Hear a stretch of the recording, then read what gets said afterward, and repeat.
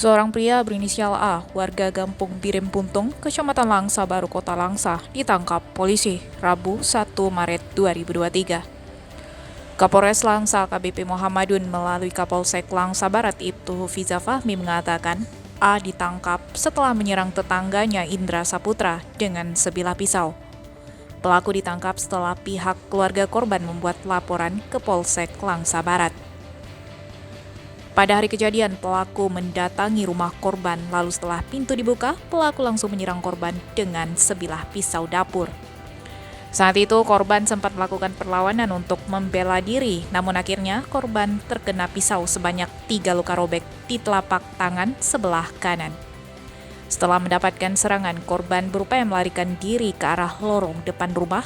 Kemudian saksi yang melihat kejadian tersebut langsung melaporkan ke perangkat desa dan Polsek Langsa Barat. Belum diketahui apa motif pelaku menusuk korban. Saat ini, pelaku beserta barang bukti sudah dibawa Polsek Langsa Barat guna pengusutan lebih lanjut. Demikian Maulidi Al-Fatah melaporkan.